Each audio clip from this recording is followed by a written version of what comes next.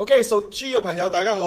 2026年唔係要你嘅安全，而係要你嘅清醒。OK，總括嚟講，屬豬嘅朋友2026年火馬年，氣勢大，節奏快，熱度高。所以對於你哋嚟講咧，呢一股火氣會直接咁撲向你嘅內心。嗱，火黑水咧，大家知道啦。代表情緒、思緒、關係都會被光照到。以前會拖，以前需要忍，以前冇嘅嘢，全部都冇得避啦。以前 OK，呢啲就唔係一個懲罰，而係所謂嘅洗滌。意思即係話你會令到你更加睇得清楚，知道邊啲嘢要放，邊啲嘢需要堅持。所以2026年要你停止漂流，開始定義。所謂停止幻想，開始行動；停止懷疑，開始信自己。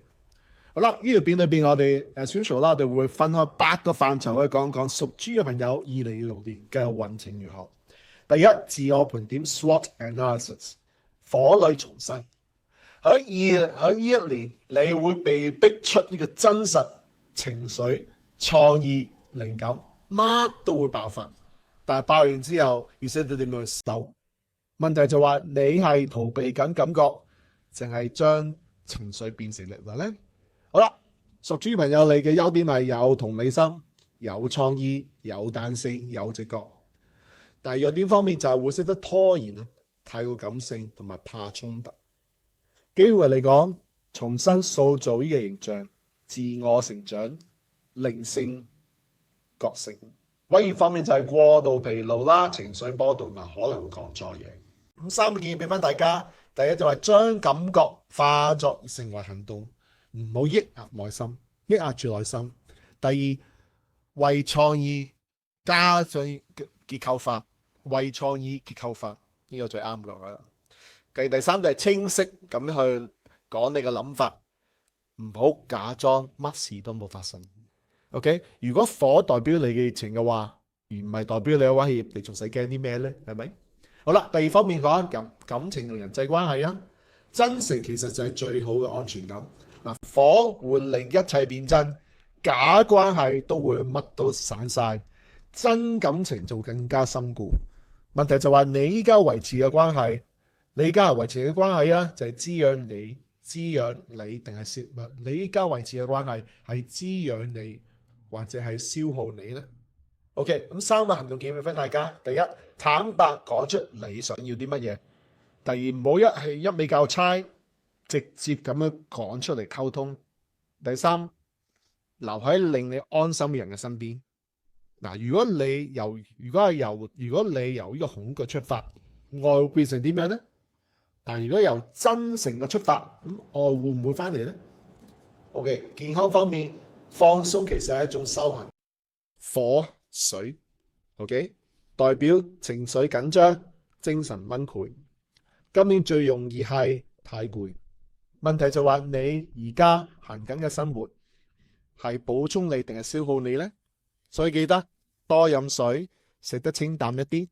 第二，保證呢個睡眠質素。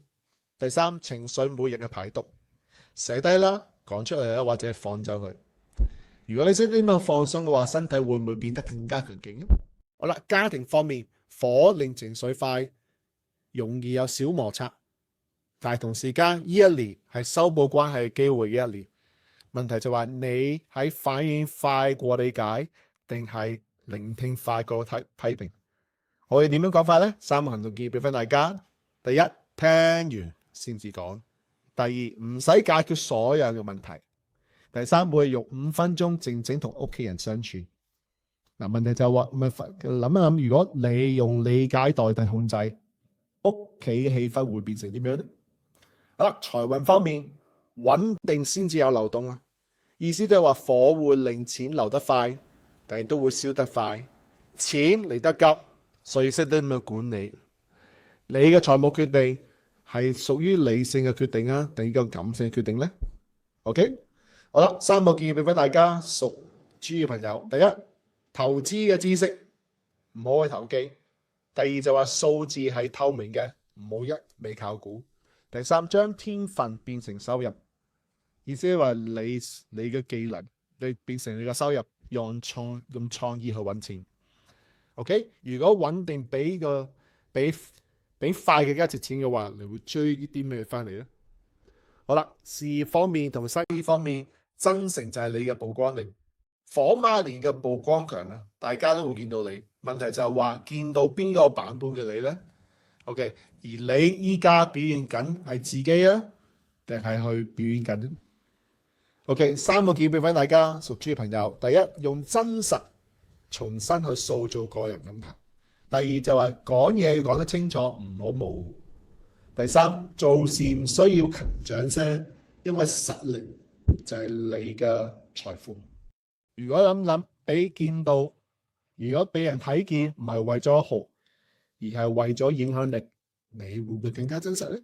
好啦，外在環境，外面2026年個世界變得超快，越亂嘅時候，你就更加需要穩定。3個建議俾翻大家：決定快，但唔好拖。第二，唔好跟風，要有定向。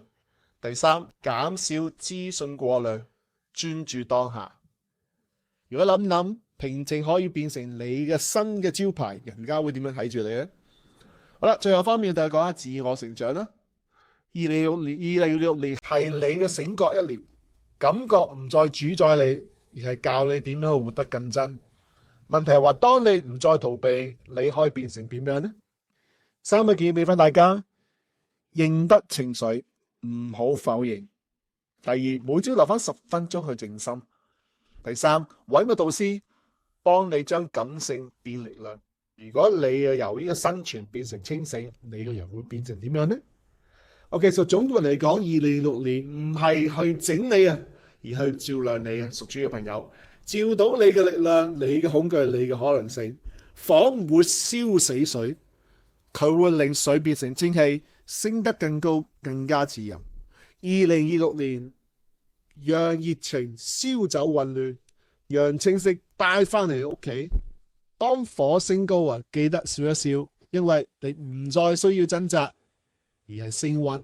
OK， 想知道屬豬嘅朋友喺2026年嘅適合時機轉型啊、出擊啊、休息，歡迎加入我哋嘅 Telegram Chat Destiny Architect， 一齊將呢個情緒變得更加清晰，而將清晰變成力量。